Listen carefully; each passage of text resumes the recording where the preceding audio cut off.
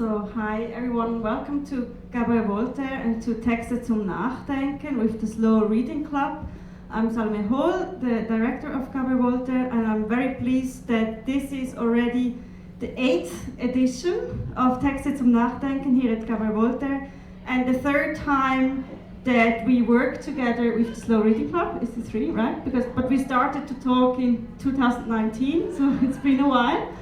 And this continuity makes a lot of sense in this room, because in this very room, Dada was founded in 1916, and there happened a lot of linguistics experiments, also as performance. They tried to, in the midst of the First World War, try to invent new languages, understood text as an artistic practice with a cross-disciplinary approach. They also try to find new ways of getting together and understanding text and language. So this is very much in the practice of Texte zum Nachdenken and the Slow Reading Club. So that's why I'm always very happy when we have new editions. I don't know if there was already fan fictions, but they were for sure fanboys and girls in a lot of ways. Okay. Also, hello from the side of Texte zum Nachdenken. I'm Benedikt Bock. This is Sarah Lehnerer.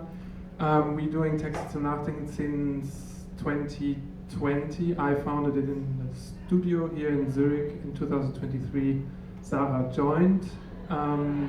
We both artists and writers, and the format is actually exactly that, that we connect writing artists and the Slow Reading Club. I mean, we tried it 3 times already. We are friends since 5-6 years, but there was always some obstacles in the way, and I'm very, very happy that we managed this time. I'm looking very much forward to this format. I've never seen it, and yeah, we all also participate.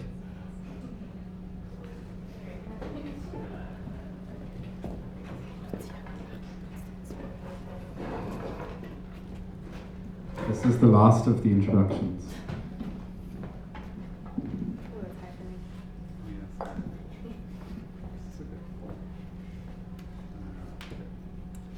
So, welcome to Lurker Moxie Heart, Volume 4. This is the 4th time we've done this kind of format.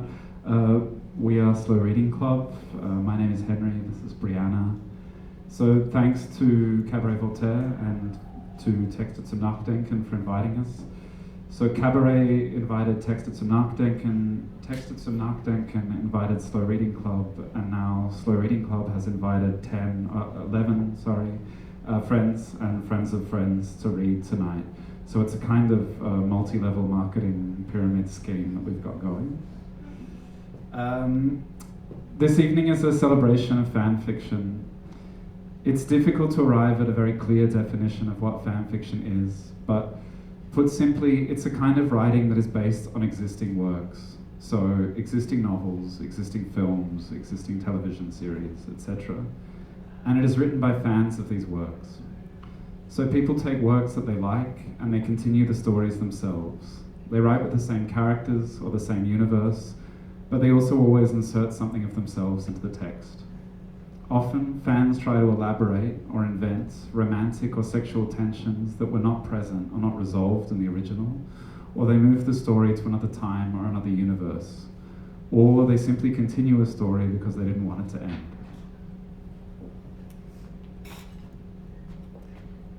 Sorry, I have to lower the mic a bit.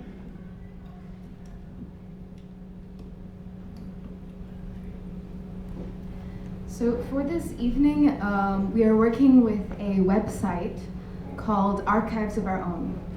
And this website collects, shares, and hosts fan fiction written for and by its users. It works with an elaborate tagging system that a lot of the readers have encountered that allows its users and readers to search for stories in different ways. For example, you can search by character, you can search by narrative, you can search by number of words, universe, sexual act, etc. So the stated objective of AO3, Archives of Our Own, is to include as much content as possible within the limits of legality. So there are many subsets and terminologies within the world of fanfiction. A couple that we wanted to highlight now before we begin might be one which is called crossover, which is when characters, premises, or settings of more than one story coincide. Or RPF, which is real person fiction, where fans write narratives based on actual living or dead people. And tonight we are also using some fanfiction terminology as the banner for the event. The word lurker, Lurker Moxie Heart, is commonly used in fanfiction community as a way to describe a person who reads and observes fanfiction, but who never contributes works of their own. So we suspect that most of the readers here are lurkers, and perhaps also some of the public here tonight as well. So the rules of the game for tonight are very simple. We invited 11 friends and friends of friends to share a fan fiction that they found on Archives of Our Own. So it's not something that they wrote necessarily, but something that they wanted to share. We gave the link to the website without any other indication, and then they searched for what they found interesting in whatever ways they could. Tonight we also have 2 texts written by the people who will be reading them, so Benedikt Bock and Maya Olah will both read original texts. And we really want this evening to be a celebration of fan fiction. It's a kind of writing that we have a lot of admiration for. It's often funny or moving or inventive or seductive, and we hope that this evening will be a way of sort of collectively getting an idea of what fan fiction might be and what might make it appealing. Finally, also tonight, we're very happy to have Christian Wolfahrt here on the drums to accompany the readers. There's also papers that are hung around the space with the lineup of the readers. We're not going to announce the readers in between, so you can feel free to just follow along there. Let's see what else. Okay, also, thank you, of course, to all of the readers for participating tonight. They are, and I'm very sorry in advance if I butcher the pronunciation of your name, Sarah Lehnerer, Sam Porritt, Leila Peacock, Salome, sorry. Sorry for that. Salome Hall. It's so hard for me to pronounce this one. Arnaud Wohlhauser, Benedikt Bock, Maya Olah, Brit Barton, and finally Sunny Falzer.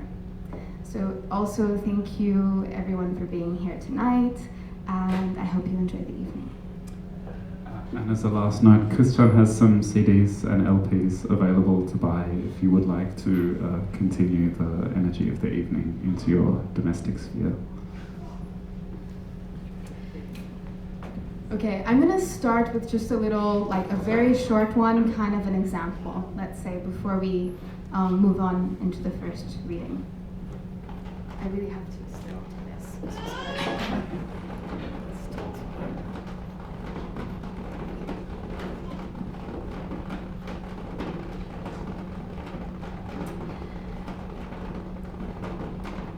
Invisibility Cloak by Torino 10154. Rating, mature. Archive warning, no archive warnings apply. Category M/M, fandom, Harry Potter. Relationship, Draco Malfoy, Harry Potter. Characters, Harry Potter, Draco Malfoy. Additional tags, / oral sex. Language, English. After all the times I saw you in this, Draco said, fingers barely touching the shimmering fabric. I never thought I'd actually see the cloak of invisibility. I don't think you actually saw me in it, Harry chuckled. I was invisible. Pratt. Draco rolled his eyes and continued examining the cloak. It's breathtaking. Let me show you something. Harry stood and took the cloak from Draco. Ready? Draco hadn't really been done looking at it, but he supposed Harry would let him see it much more often now. Harry threw on the cloak and disappeared from view. I hope there is more to it than this. Oh. Draco gasped as he felt, but couldn't see, Harry's hands on the zipper of his trousers.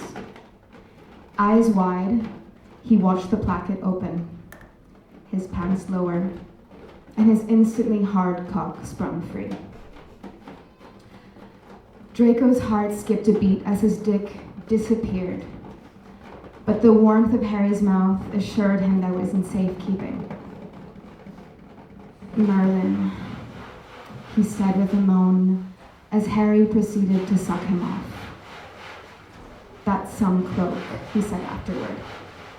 Harry's cum still salty on his tongue. Just wait, Harry said, grinning, and then gave Draco an equally salty kiss. All right, let's get started.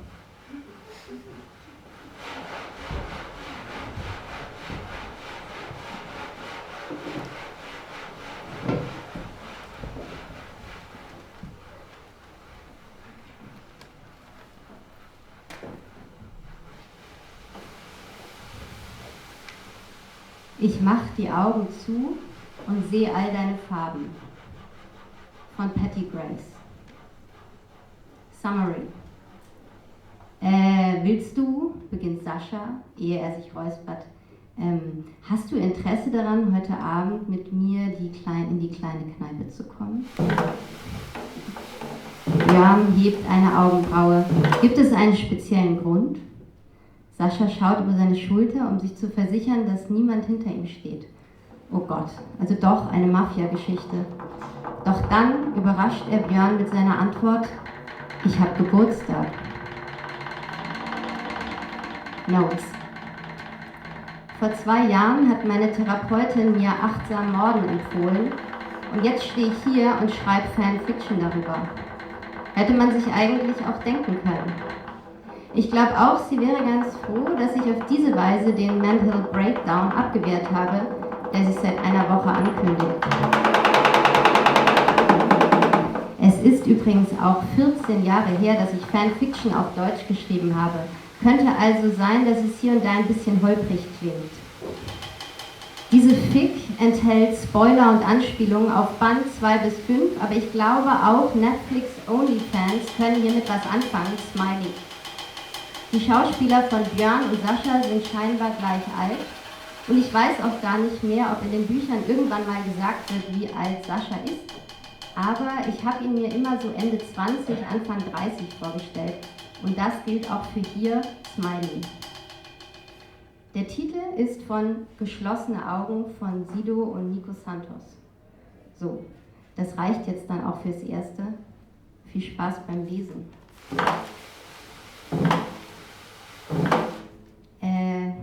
Willst du, beginnt Sascha, ehe er sich räuspert, hast du Interesse daran, heute Abend mit in die kleine Kneipe zu kommen? Björn hebt eine Augenbraue. Gibt es einen speziellen Grund?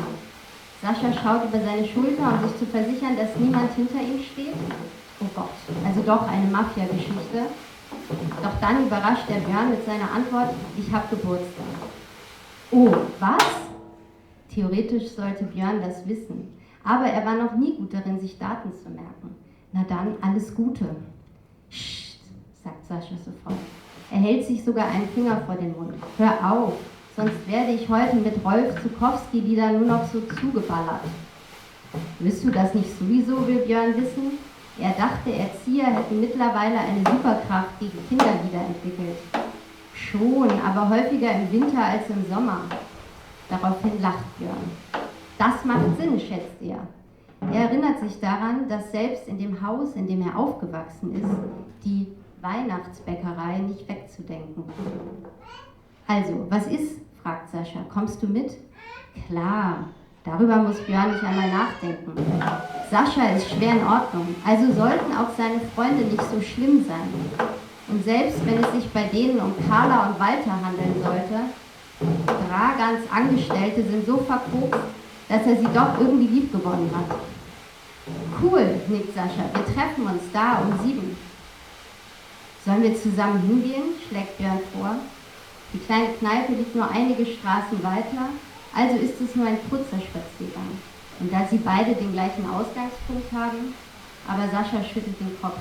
Nee, ich muss vorher noch was erledigen. Also komm dann einfach rum. Okay, obwohl Björn deshalb schon etwas geknickt ist. Er hasst es, alleine in eine ungewohnte Situation zu platzen. Und eine Feier mit Menschen, die er nicht kennt, in einer Kneipe, die er nur vom Namen her kennt, ist genau das. Gut, ich sehe dich dann heute Abend, sagt Sascha und nickt nochmal zum Abschied. Ja, bis nachher, antwortet Björn und wendet sich ab. Auf dem Weg nach oben in sein Büro überkommt ihn aber ein leises Gefühl der Panik. Er braucht ein Geschenk. Die Kneipe ist gar nicht mal so schlimm, wie Björn befürchtet hatte.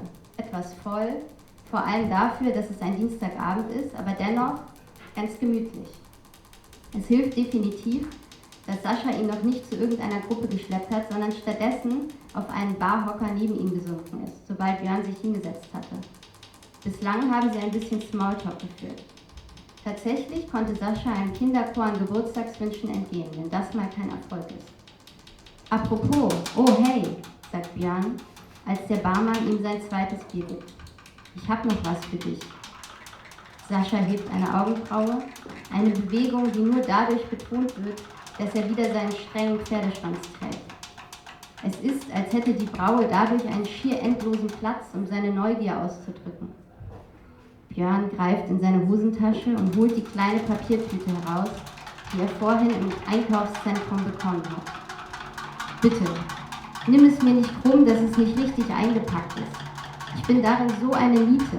Ich versuche es erst gar nicht mehr, erklärt er und reicht sie Sascha.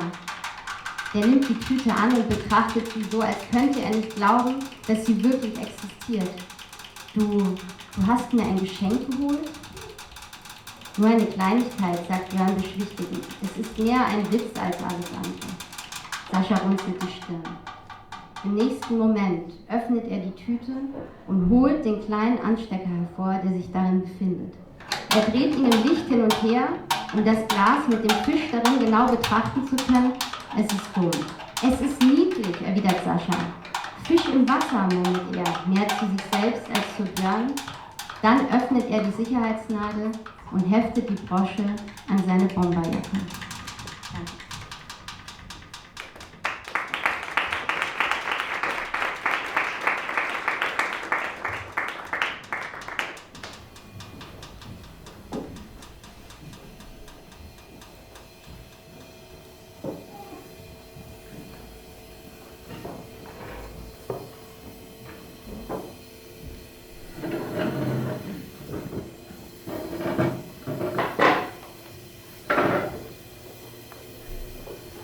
Nero gets feminized.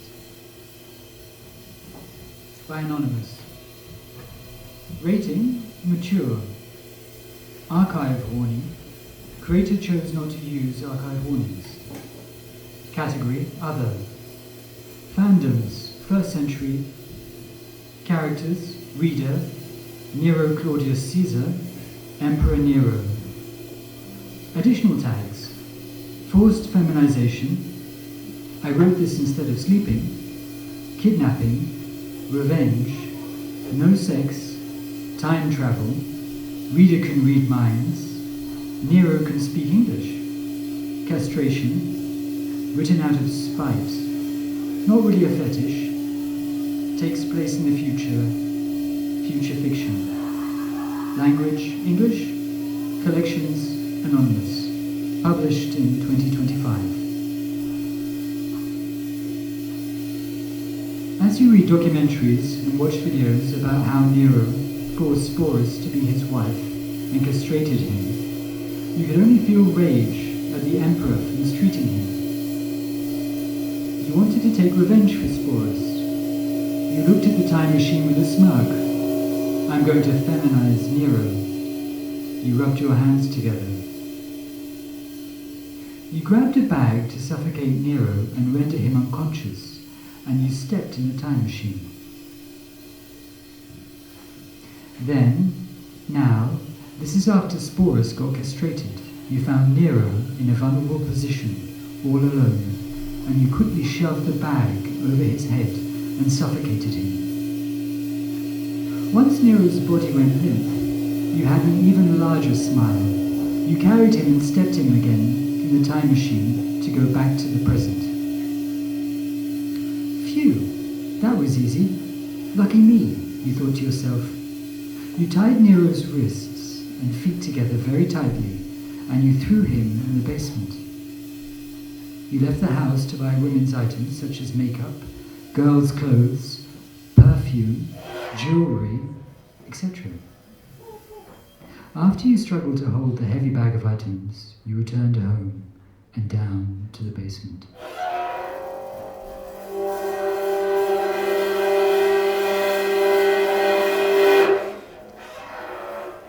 Nero started to twitch, his eyes open, and he found himself restrained. His eyes darted everywhere, his body trembling. You read his mind. Where am I? What is this place? Who will take care of Sporus during my absence? His fear fueled you. Hi, Nero. You're the jerk who forced a boy to be a replica of your wife. You teased him. Who are you? Get me out of here before You interrupt his words. Or you'll do what? I sent you to the present. Your servants and your precious Sporus are all now dead.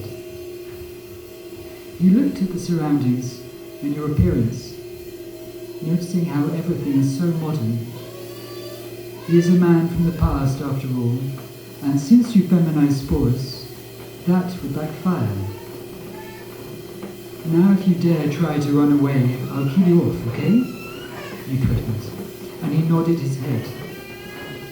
First thing you did was obviously castrate Nero.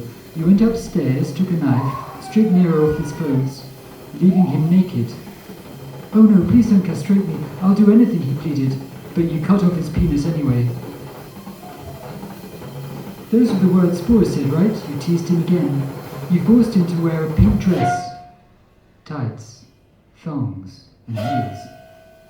You must admit it looks nice. You gestured at his new clothes, while he was very much disturbed. Having no choice, he cried and nodded his head. Oh, you're crying. That's very womanly. Men don't cry. And the next step, I'm going to be teaching you some other womanly habits. Cross your legs when you sit. Change the pitch of your voice when you speak, and compliment more often, you commanded. Oh, okay, Nero cried, looking at his clothes. And also make the submissive side during sexual intercourse, okay? Oh, I forgot something. Here is your estrogen pills and a glass of water. You had estrogen pills, fed them into Nero, and also water to pass them down. Later on, you'll see modifications in your body and also behaviour, you guaranteed. I don't want this. Nero looked down in shame. He didn't want to turn into a woman. Sporus also didn't want to be feminized. You basically robbed a boy from a good fortune, trained him to be exactly like your late wife. He didn't want it either. Well, that doesn't matter. Stop talking about her, he argued. And you noticed how he referred to Sporus as a girl. Her? You haven't learnt. I'll also refer to you as a woman too. You walked away to put away the empty glass and also store the estrogen pills somewhere. Now you gave Nero karma, and what he did backfired. Soon he'll be looking like a woman in no time. Over time, Nero kept getting feminized. You kept referring to him with a she, her, calling him a woman, discouraging him from manly habits, training his voice to be feminine, until the point Nero got used to it. He also grew breasts.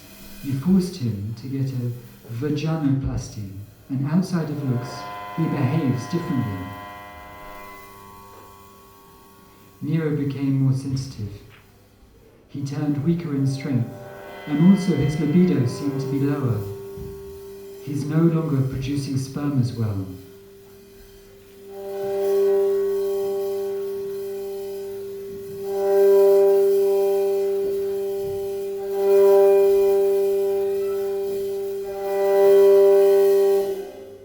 Now, just like he turned Sporus into a woman, you turned him into a woman too.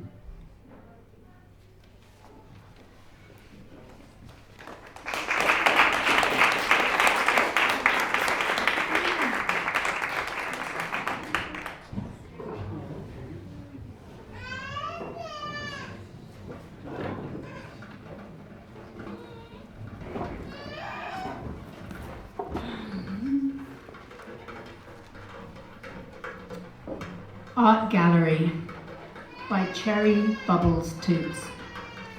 Rating mature. No archive warnings apply. Original work. Additional tags: farting, humiliation, public humiliation, crushes, meet cute, fart, fart kink. Summary. Celia meets a handsome guy in an art gallery. Too bad he's really gassy. Celia was in her mid-20s, and with age, she grew very comfortable going to places by herself.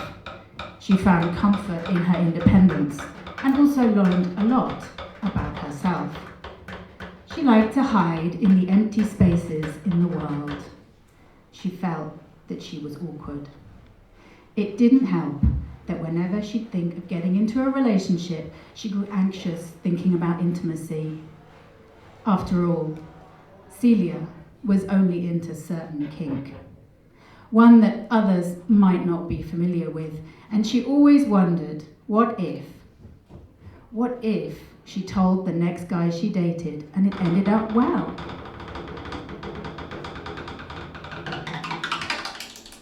Celia would rather not take the chance. Instead, she'd rather go to the art gallery in the city on a random Wednesday.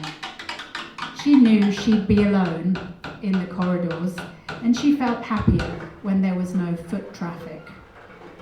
Celia wore a sage silk skirt and a beautiful white blouse with a purple stone necklace. She wore beautiful golden hoops that matched her beautiful dark complexion. She was truly a vision of beauty, and her eyes were filled with curiosity. As she glided across the hallways and slid past the white walls, Celia did a double take. There was a tall man with an elegant trench coat. He screamed old money, which Celia immediately found attractive. He had green eyes and a slender body with curly hair. He seemed poised and modest. Celia just giggles to herself, thinking he couldn't possibly even interact with her. They're from two different worlds. And yet, here they were, in the same gallery, on the same day. It felt they were doing this dance. Celia would pop out of one exhibit, and the man would accidentally bump into her. And then, when they'd lose each other, Celia would accidentally bump into the man, and he would softly smile. She noticed his dimples. Celia grew shy, her eyes fluttering if she made eye contact, but eventually she would lose sight of him. She started to wander into this cave of media. The room was dark, and it was like a maze with a bunch of TVs showing different things about life. Different art installations, but only the screens were the light source. Celia wandered in, consumed by the darkness and guided by the TVs. The tension in the air was thick with anticipation. Celia's heart raced as she moved deeper into the maze, the flickering light from the screens casting eerie shadows on the walls. The art installations were mesmerizing, each one telling a story that seemed to speak directly to her. Suddenly, a sound pierced the silence. A loud, short, and pungent brrrt. The noise echoed through the chamber, startling Celia. She froze, her eyes wide, trying to pinpoint the source. The room was filled with an awkward tension, and Celia couldn't help but stifle a giggle, her cheeks flushing with embarrassment. She took a look around. She couldn't see anyone else. She smirked and shrugged it off. She continued, and she headed towards the next room, where she heard it again. This time she couldn't contain it, she burst out giggling. She turned around as she realised the sound was behind her in the room that she passed up. Celia grew curious and remained silent. She grew a little too intrigued. She pretended to walk back the corridors, but did it quietly. The TV installation fortunately covered up her steps. Then suddenly, Celia's eyes grew wide and she slowly bit her lip and then covered her mouth. The exhibit started to smell a little like sulphur, like spoiled milk. The fart sound pushed out, and this time followed by a gasp of relief. Celia grew shy as she realised she was very close to the room, and whoever was in there might hear her steps. She stumbled and then she heard it. The wettest fart exploding, and an attempt to cover it up with a cough. The sound was unbearable. Celia closed her eyes and bit her lips softly. The room fell silent for a moment, only the faint hum of the TV installations. Then suddenly the person burst from the room, gagging slightly and looking around in panic. Celia's eyes widened as she recognised the man from earlier, the charmer with the elegant trench coat and the dimpled smile. His pale skin was now deep, burning red, and he looked like a nervous wreck. Celia's lips parted in surprise, her eyes softening with a mix of amusement and embarrassment. The man stood there, his elegant facade crumbling, and he ran a hand through his curly hair in frustration. "Oh God, I'm so sorry," he stammered. His voice was shaking. "I never imagined embarrassing myself in such a way. I've seen you around the gallery, and I never thought our first real encounter would be like this." "It's okay," she managed to say, her voice barely above a whisper. The silence and tension were thick. His cheeks were still flushed with embarrassment. "I'm Carlyle, by the way.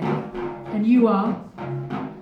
"Celia," she replied, her fingers nervously playing with the purple stone necklace. Even with everything that just happened, the guy was still so attractive. Carlyle chuckled, a sound that was equal parts nervous and relieved. Just as he finished, another long, pungent escaped from him. Carlyle's eyes widened in horror, and he turned to face the source of the sound, his face buried by one of his hands. "Oh God, I'm so sorry," he muttered again, his voice filled with mortification. "I think I might need to find a bathroom, or maybe just leave the country." Carlyle glanced at Celia, taken aback by her curious eyes. He was slightly confused. Why didn't she just walk away? Why didn't she even entertain his conversation? He gazed at her beautiful, full lips. They were both hit by his toxic fumes, and Celia started to sniffle. "Fuck, I think I fumigated the entire installation," he whimpered. "Hey, no worries. At least we're too young to walk out now, before anyone else sees us in here." "You're right. Let's go." Celia nodded her head and led the way. Following behind her was a timid man, and even as she walked, she heard him or his gas. He towered over her, but this man was following her every step until they walked for long enough. I don't do this ever, really. I just feel so shy about the whole thing. I just really want to apologise." Carlyle stuttered, but he spoke with such kindness. "Can I ask you something?" Celia perked up and gazed at him. "Why weren't you running for the hills?" Carlyle blushed and looked down. She turned her head and brushed her hair behind her ear nervously. "In all honesty," Carlyle sensed a tension but remained focused on every word she said. What if I said I enjoyed it?"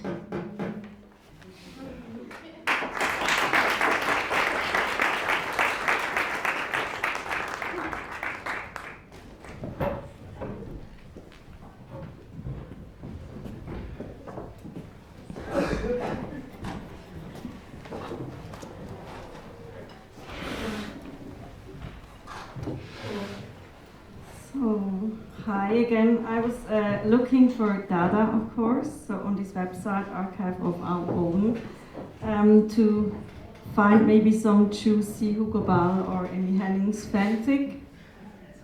But I only found a very lame encounter between Marcel Duchamp and Man Ray. It was really boring, so I tried Voltaire because of the name, and Nietzsche because the Dadaists read a lot of Nietzsche. And I found this one, and the title is What is Enlightenment? By Eggpants. And to give a bit of context, Immanuel Kant's parents sent him off to camp in desperate hope that he will change his ways. While there, he meets some of the other great philosophers of his age and struggles to get along with his bunkmate, Friedrich Nietzsche. I just read some excerpts and I leave it to your imagination how they talk, these boys with the different accents. Breakfast in the mess hall was underwhelming. The only food that even had a hint of flavor was the cereal.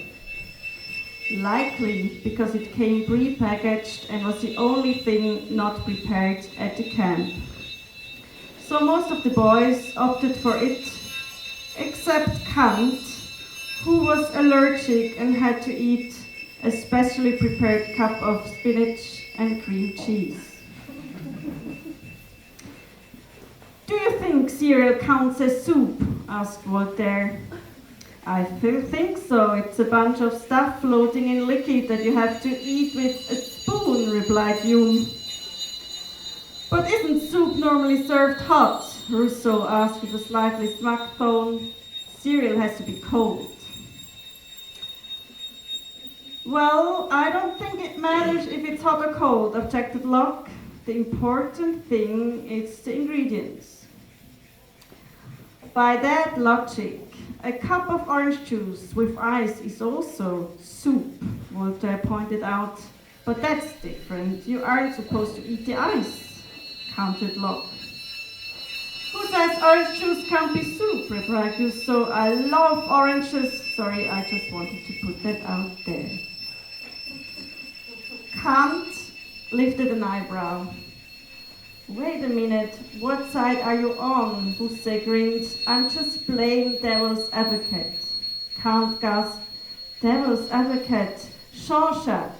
That's wrong, the devil is evil. Oh, come on, it's just a saying. It means someone who disagrees with a position for the sake of an argument. Kant breathed a sigh of relief, but then he gasped again.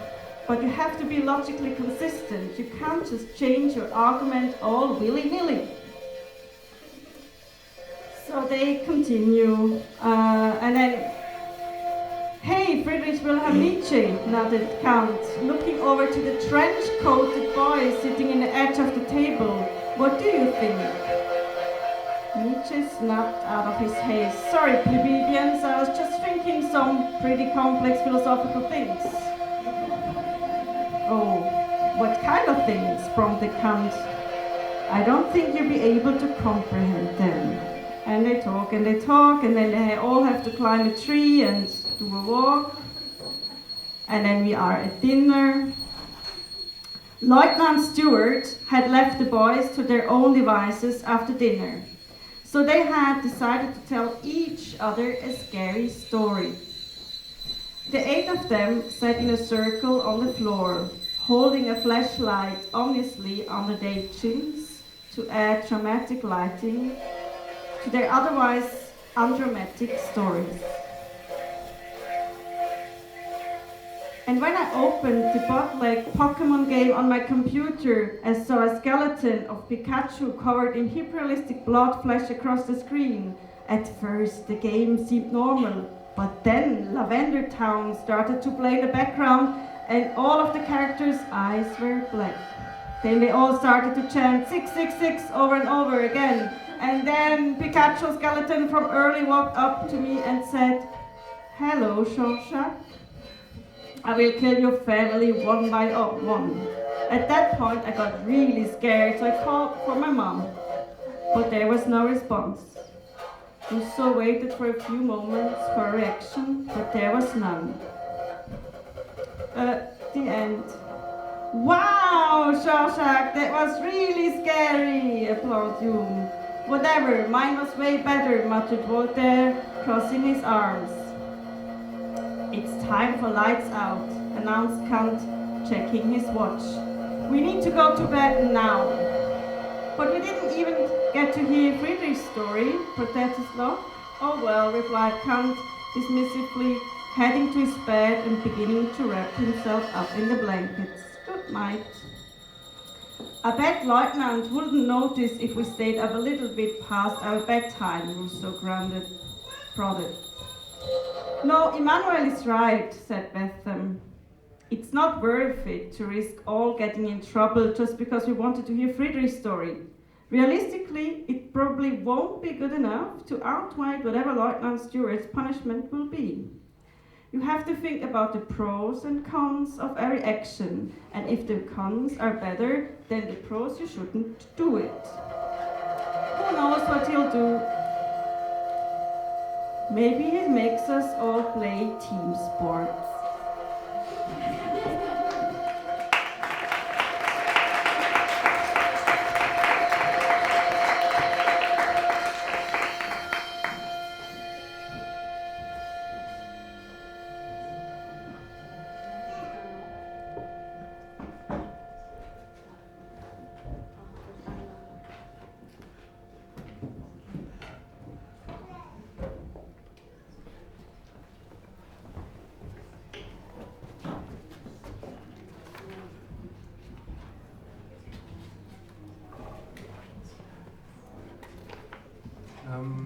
Ich habe ein Stück Text mitgebracht, das ist einen längeren Text, wo es um ein Buch geht, was ich sehr relevant finde, vor allem in diesen Zeiten.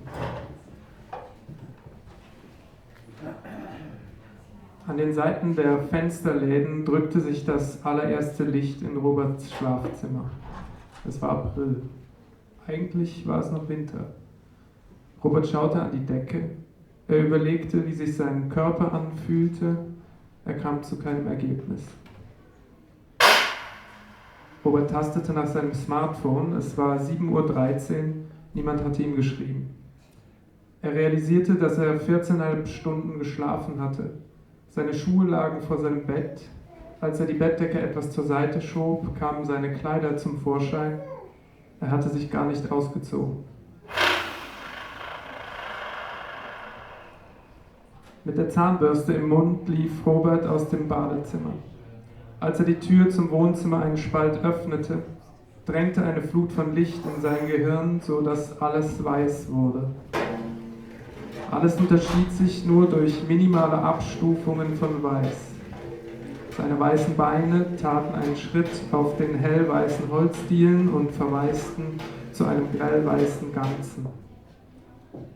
Der Ess- und Arbeitstisch mit der Bücherwand seiner Recherche erschien in dem blendend weißen Raum wie ein weißer Schatten, etwas weniger weiß. Davor ein flimmernder Stuhl und daneben das Bücherregal, dessen bunte Bewohner zu einer grellen Sammlung aus unterschiedlichem weißem Wissen verschlang. Ein Tropfen Zahncreme rann Robert über das Kinn. Dann schaltete sich sein Gehirn wieder ein und vor ihm entfaltete sich leuchtend der See.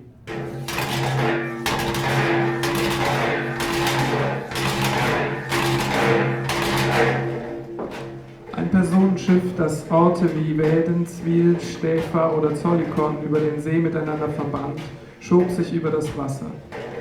Robert beobachtete die dunkle Wolke über dem Schornstein des Bootes und dachte an Elektroautos. Robert dachte an seltene Erden und die Bodenschätze in der Ukraine. Die großen Zusammenhänge spiegelten sich in der Oberfläche des Wassers. Der Zürichsee war in der letzten Eiszeit durch die Verschiebung eines Gletschers entstanden. Es gab hier einmal Lachse, die ihren weiten Weg aus der Nordsee durch den Rhein, die Aare und die Limmat in den See gemacht hatten, um in den Bächen und Zuflüssen des Sees zu laichen. Heute gab es Personenschiffe. Heute gab es Drohnen und Krieg. Ab heute brauchte Robert eigentlich eine Idee für seinen Entwurf.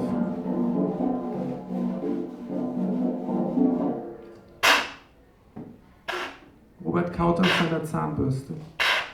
Die Morgensonne war hinter einer dichten Wolkendecke verschwunden. Es war fast wieder dunkel. Sein Bein schmerzte. Sein Körper war schwer. Irgendwann an einem späten Abend in den letzten 2 Wochen hatte er Orwell aufgeschlagen.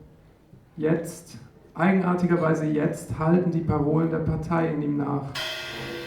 Krieg ist Frieden, Freiheit ist Sklaverei, Unwissenheit ist Stärke. Robert kaute auf seiner Zahnbürste und starrte abwesend in den aufkommenden Regen, bis er ruckartig nach Zettel und Stift griff. Er notierte: Antithese als Potenzial. Vielleicht hatte er hier eine Idee gefunden. Es sollte doch möglich sein, eine Institution zu entwerfen, die die Aufgabe der Sicherheitsverwahrung vordergründig in architektonische Qualitäten übersetzte, die die Gefangenschaft in ein Gefühl von Freiheit übertrug und die Sanktion zur Raumerfahrung werden ließ. Zellen wären dann Zimmer, Gänge würden zu Wegen und Türen würden zu Möglichkeiten werden. Das Haus wäre dann genauso das Bild.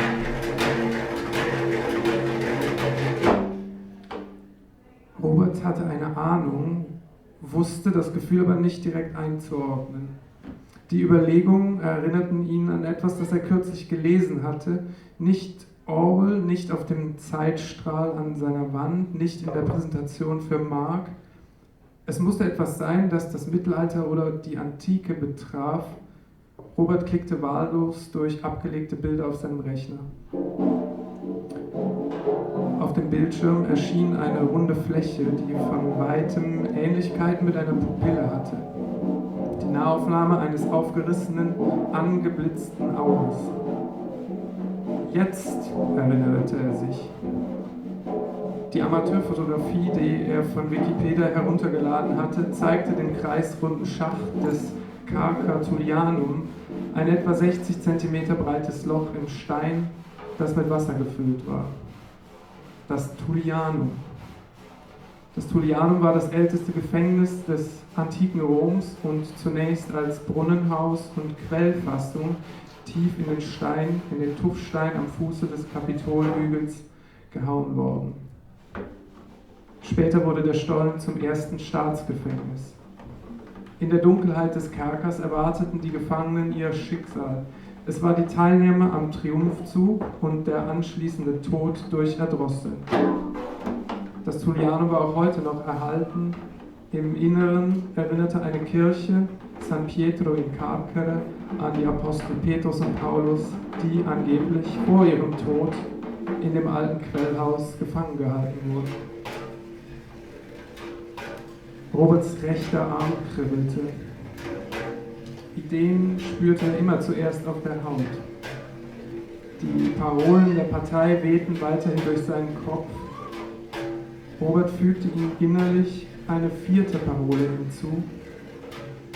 Krieg ist Frieden, Freiheit ist Sklaverei, Unwissenheit ist Stärke, Kerker ist Quelle. Das warme Wasser roll Robert angenehm über den Nacken. Er hätte stundenlang duschen können. Die letzten 2 Wochen kamen ihm vor wie 5 Minuten, wie die letzten 5 Minuten vor dieser Dusche. Er atmete ein. Kerker ist Quelle. Robert fühlte das Wasser auf seiner Kopfhaut. In den nächsten 2 Wochen müsste er nicht in Zürich sein. In den nächsten 2 Wochen bräuchte er einen Ansatz, den er Mark zum nächsten Treffen zeigen könnte. Er schaute an sich herab, folgte den Tropfen, wie sie über sein Bein auf den Boden liefen und in den Öffnungen des Abflusses verschwanden. Robert musste zur Quelle. Robert musste nach Rom.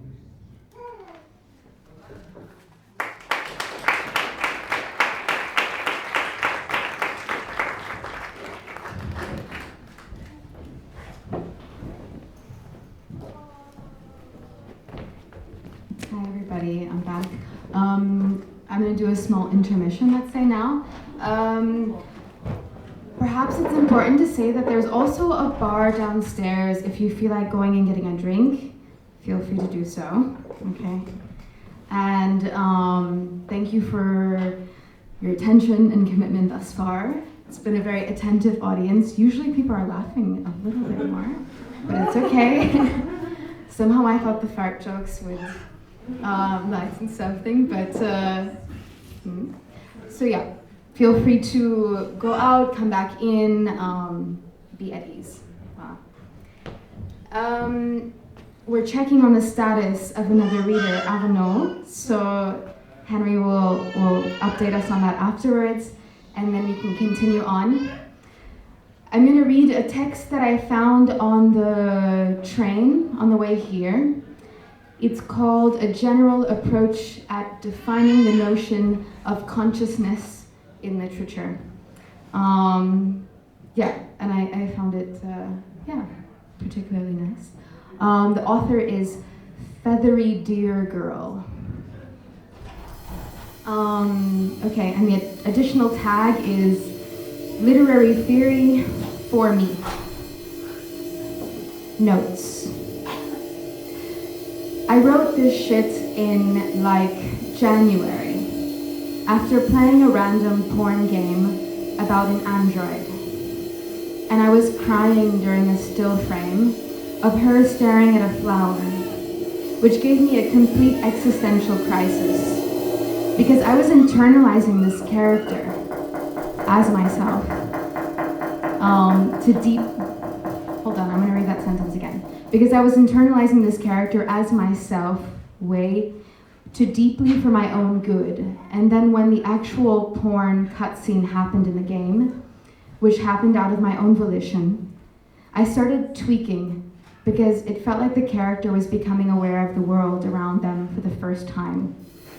Only for none of it to matter, as the autonomy I had just constructed was destroyed, almost upon its creation, which messed me up quite a bit that day. The game was not that serious, but there was no dialogue and it was just about pleasing clients, but it freaked me out so much. I can't engage in media like this normally anymore. Anyways, this is some random thing I wrote after this. I think it's really funny how much of a textbook it sounds like. I want to try to write stuff like this more often. This is all pretty obvious stuff. I personally just think it's cool. Postulate 1.2 is based on a character in Metamagical Themas by Douglas Hofstadter about the nature of the word I. These postulates aren't all encompassing, as there is media, where the media is heavily punctured and purposely breaks these ideas. Okay, now we're going to get a bit theoretical. Postulate 1.1. Unless stated otherwise, explicitly or implicitly, by fact or contradiction, then the perspective of a narrative in the first or third person, following what is classically defined as a character, has some element of transient consciousness within the canon of literature. Postulate 1.2. If the subject of the first person I is in reference to a naturally non-conscious agent within the realm of commonality, that is, a piece of paper or a car, then it has what is defined as characteristic consciousness, where for the sake of the literature, it appears to be acting upon consciousness measures. But canonically, it has no such awareness. This case is true until proven otherwise. Corollary to 1.A to 1.1. Second person naturally implies upon itself the nature of transient consciousness as a due case of the law of extension. Postulate 1.3, the law of extension. In a narrative where you are in control of the perspective, which will be denoted as a marionette, the marionette will, by proxy, receive some form of second-hand consciousness from you, second-hand consciousness has anything to do with the byproducts of a conscious agent. That is, its choices and actions, like the choice to open your fist into a palm.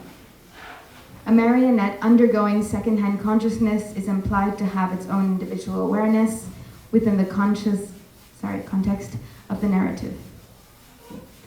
This law is not axiomatic and can be overwritten explicitly or implicitly by fact or contradiction. That's where it ends. It feels like it should continue, but...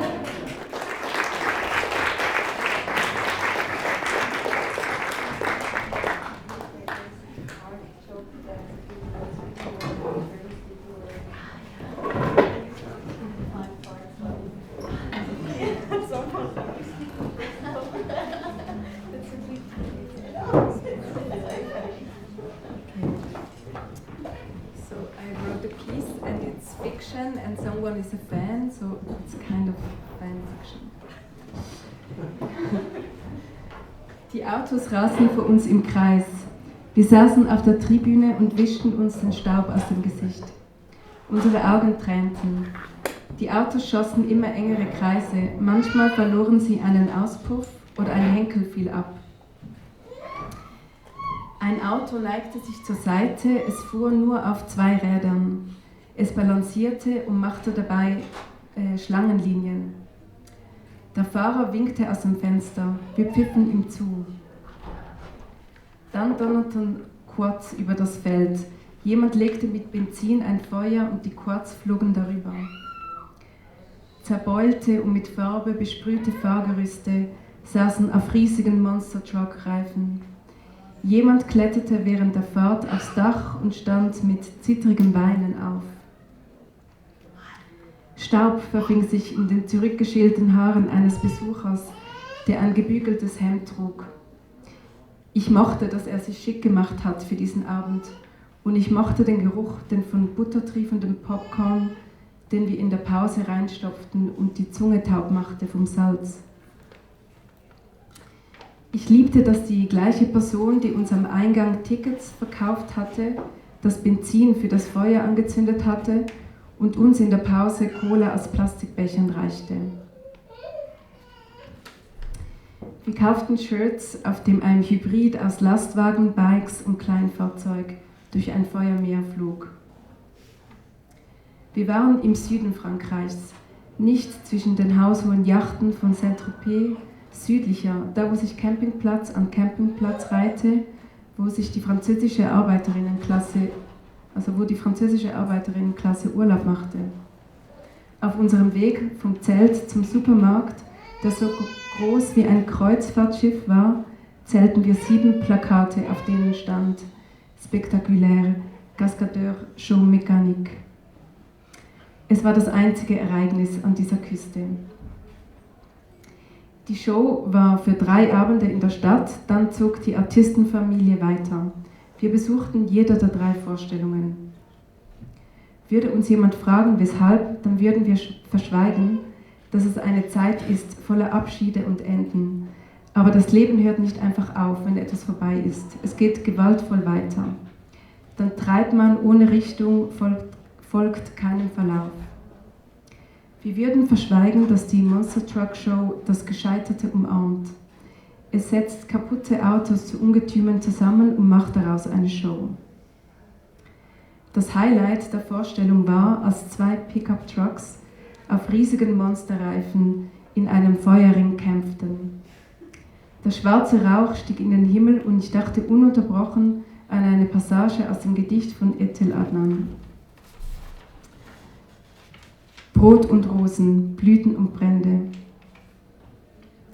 Und ich überlegte, warum sich Enden so anfühlen, als würde man selbst verschwinden, als würde man sich auflösen. Und dass eine Monster Truck Show das Gegenteil davon ist. Brot und Rosen, Blüten und Brände. Am Ende der Show liefen wir aufs Feld und posierten mit den Trucks, als würden wir uns mit Stars ablichten.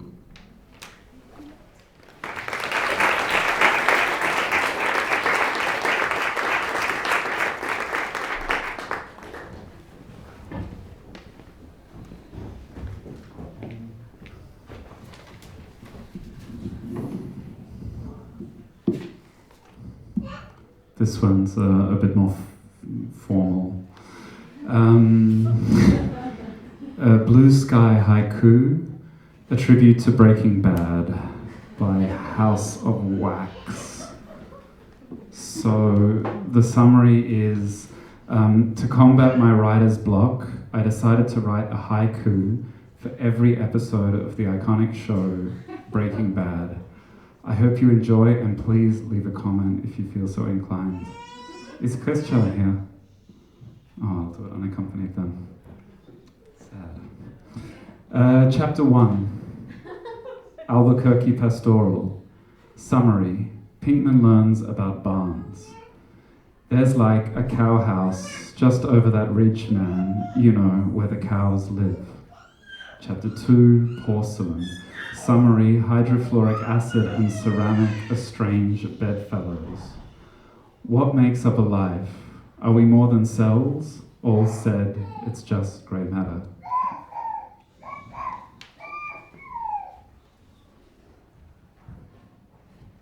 You ready?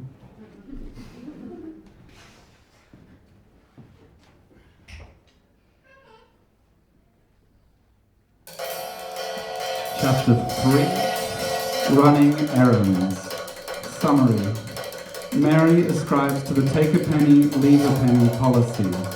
Amid stylish pumps, clogs, wedges, a lone pair of Dr. Scholl's lace-ups. Chapter 4, crossword clue. 15 letters, man-made, annihilator of life, marriage, family. Chapter 5, yum, good ramen. Summary. Walt gives Elliot a little nostalgia from better days. Token bound in blue, memories of another man, another time. Chapter 6, parlor trick. Summary, this is not meth. Furtive sleight of hand, violent calculus, jagged shards, pierce opaque clouds. Chapter 7, malls closed. Summary, Pinkman's not on board with Walt's trade site. Why are we at this junkyard? No one gets shot at Taco Cabeza. Chapter 8, Drug Lord Hierarchy. Summary, Heisenberg might say relax, but I'll rip out your cojones essay. Chapter 9, Marital Problems. Summary, Walt takes Skylar from behind. Soylent paste dries like meringue, predatory raid against the hush shivers. Chapter 10, Nuevo Oeste.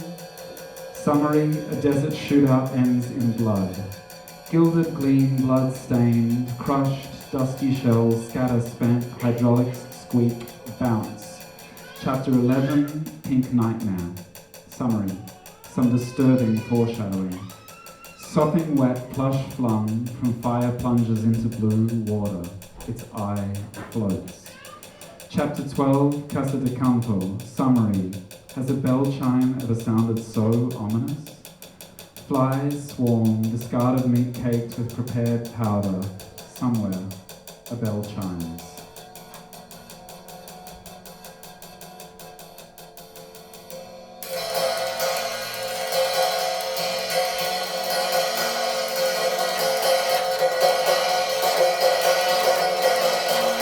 Chapter 15, Cornbrew. Summary, Shade of Brow versus Blue Sky. Arbitrarily legal drugs manufactured right in your garage.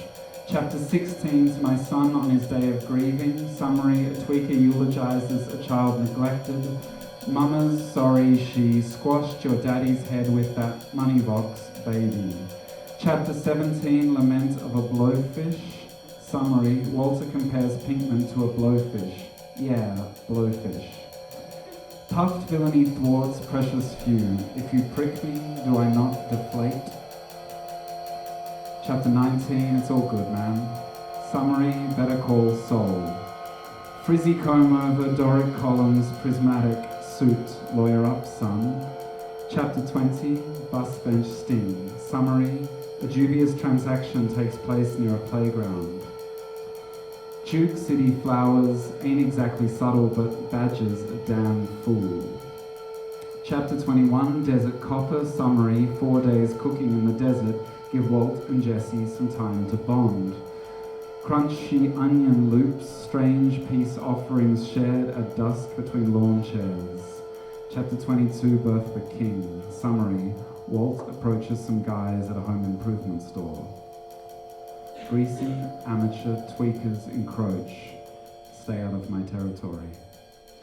Chapter 23, Water Damage, summary, Walt fixes the foundation. Skylar just wants him to eat some breakfast.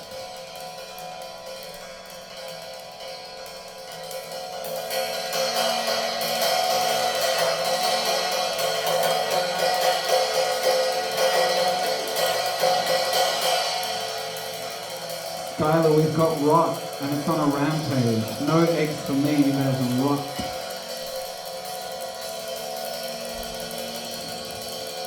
Chapter 24, Second-Hand Hansel-Ding. Summary, combo gets eyeballed hard and then some. Pulsing seepage coats, pockmarked tar, chalk bones crack clean through claims, 2 victims. Chapter 26, Overdose. Summary, bonding between fathers, a rift between partners, and a death. Black fans shaking sheaves, swathed in yellow extinguished. There's water on Mars. Chapter 30, Antagonist.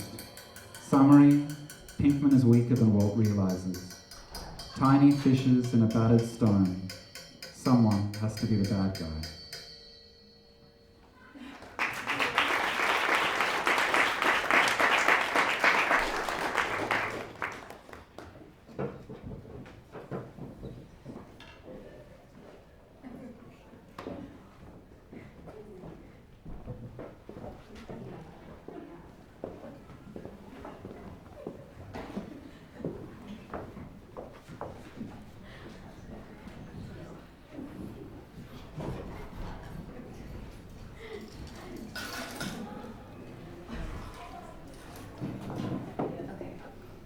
Can you hear me? Okay, this is a crossover between the fandoms of Harry Potter and the Magic Mountain by Thomas Mann in a Chaucer-style rhyme. When into Hogsmeade Harry's train arrives, do German readers think of Hans's train? And do they see the Swiss snow in Scotland's rain? If only these 2 orphan boys could speak with one another, I would love to hear. Hans Kostrup might think Harry's a freak, and Harry might be repelled by Hans's despair. But what a way to spend those 7 years, confronting one's inevitable death, where everyone is fighting for his breath. I guess that's both of them for 7 years. They each confronted their mortality. More active, Harry also faced his fears, pursuing magical normality, while Hans evaded sexuality. But why is Hans avoiding the flatlands? Is he afraid of all that life demands? He loves a woman, says he's her slave, but she is married. Tell me, is that brave?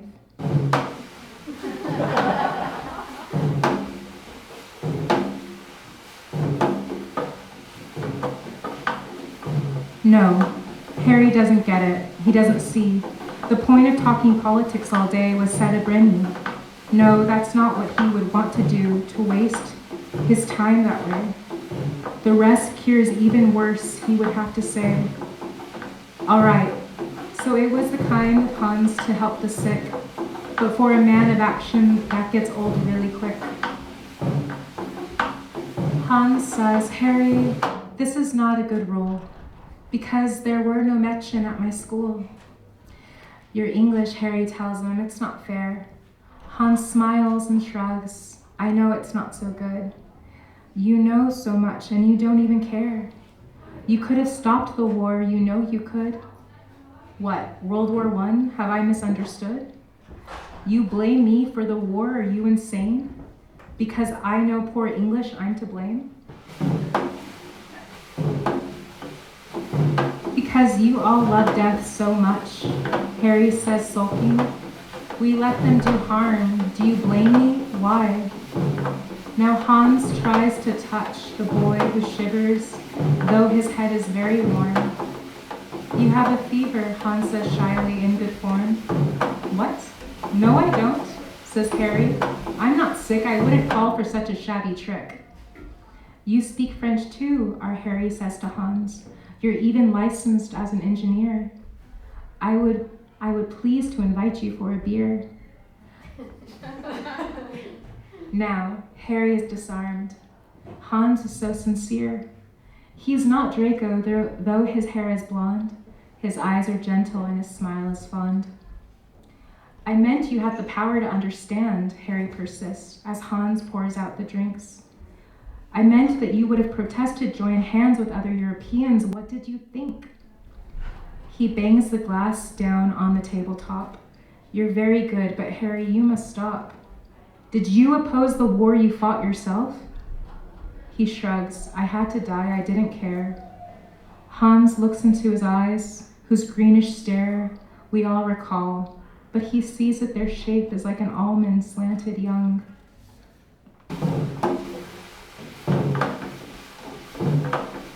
So let them sit a while and raise a glass to all the teachers who died before their eyes. What object lessons for a tiny class. Oh, Nafta, what a horrible surprise. Oh, Dumbledore, could you not compromise and let poor Harry get away from you before you made Snape do what he must do? Oh, to all the dead people, magic ones or no, thank you for the many kindly acts to orphans who are in the world alone. The nightmare of real life has been enough. I think the young men deserve real love. And though they are fictional, give them this fate. To sit, to drink, to laugh, to become friends. Perhaps one of them will initiate a sexual liaison in the end, and not ask for a pencil or depend on someone else to start a kiss. Oh, problem children, oblige me this.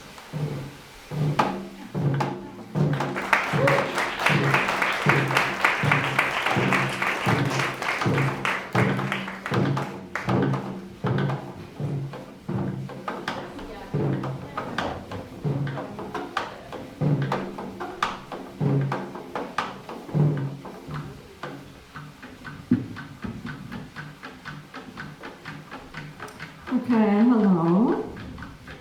I'm Sunny, and this is a fandom by Avery Rich Bitch called Confessions of a Virgo. It was the second text I clicked on. I immediately was into it. It's about the singer Beyoncé. Do you know her? Yeah. Okay. And another singer called Aaliyah or Aliyah. Do you know this one? Yeah, Aliyah. You know her? Who knows her? No? Yeah, some people. So she was an amazing R&B singer, one of my favorite R&B singers. So maybe some R&B will work with that text.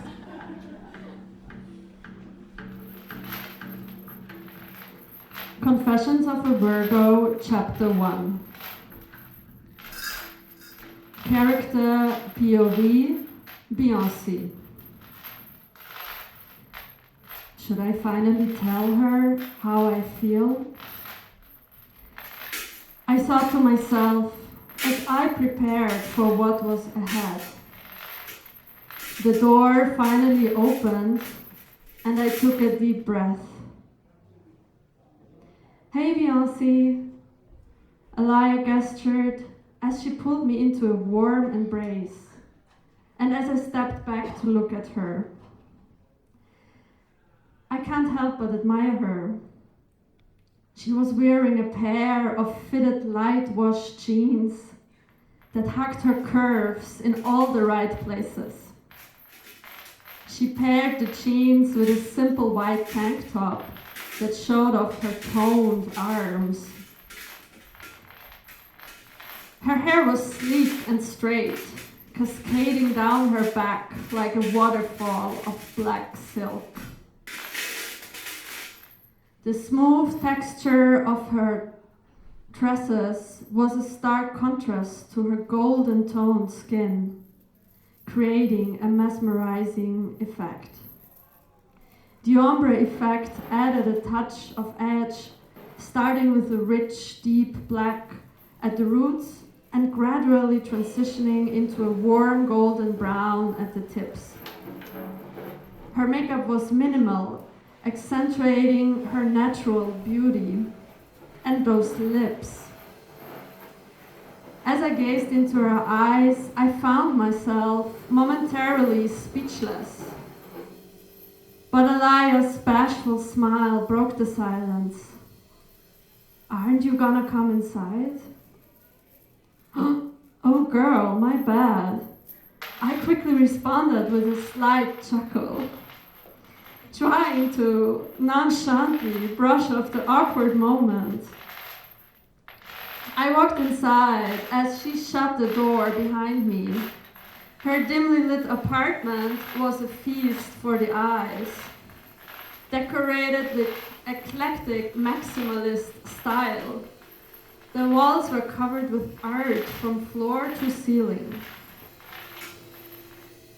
We sat down on the couch and we were deep in conversation about our current plans. As we continued to chat, our conversation seemed to flow effortlessly from one topic to another, just as usual, as if no time has passed since we last saw each other. That's when she looked at me with a curious expression. "You know, I've been thinking about this lately. How come I haven't seen you with a man in a minute?" she said with a smile. I squinted at her as I thought deeply about the question. The answer was simple, yet complicated. If only she knew. First of all, I'm not looking for one right now. What about Jay? Well, he was definitely charming and funny, but I never really felt anything for him beyond friendship. It's just not there, you know? I'm just picky about everything, especially with men now, because nothing's ever worked for me. Elia looked confused. "Why?" she asked. "You seem like a catch. You're gorgeous, successful, affectionate. You must have had a lot of men try to make you their girl." My face became red, and I shook my head. It's not that. It turns out that they were all just different types of assholes. I'm not about to settle for someone like that. "I see," Elia said, sounding understanding. "I've been there too, but don't give up hope. The right person will come along, and when they do, you'll know." The candles on the coffee table flickered softly, casting a warm glow across the room. The wine glasses were still half full, the red liquid catching the light and shimmering like rubies. Elia was in her own world, her eyes shut. The light from the candles cast a warm golden glow on her face. It wasn't just her physical beauty that I was drawn towards, although she was undeniably stunning. It was the way she carried herself, with a confidence and grace that drew me in. It was the way she loved, with a lightness and joy that seemed to fill the room. It was the way she listened, with an attentiveness and understanding that made me feel seen and heard. I had always assumed that I was straight. But as I sat there watching Olah, I knew that my attraction to her went beyond gender. It was about the person she was, the way she made me feel, and the connection we shared. For years, I felt a mix of confusion, excitement, and fear. I wasn't sure what to do with those new feelings, or how to navigate this uncharted territory. But I knew that I wanted to explore them, to see where they might lead. As the night went on, I found myself stealing glances at Olah, admiring her from afar. I couldn't shake the feeling that something had shifted between us, that our friendship was about to take a new dimension.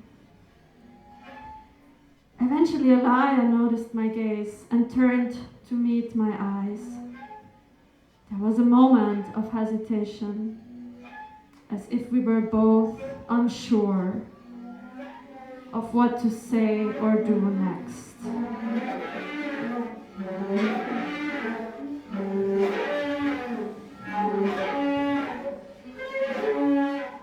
But then she smiled, a warm and welcoming expression that put me at ease.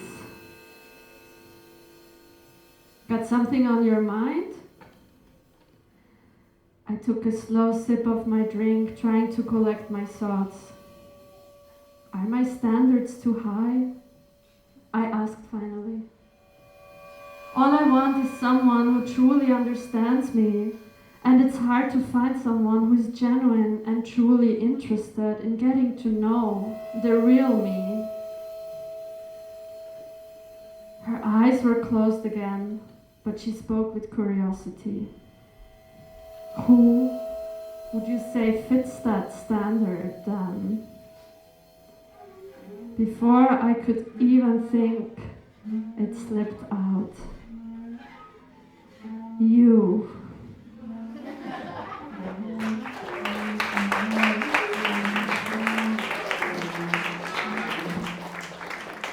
If you want to have the link, there's also 4 chapters. This was just chapter 1, and there's also a backstory explaining when they met in 1999 and so on. Thank you. Thanks to all the readers, so to Sarah and Bene and Salome and Sunny and Sam and Brit and Leila and Maya and who am I missing? Salome. I said Salome. And of course, thank you to Christian. This has been Lurker Moxie Heart. Thanks.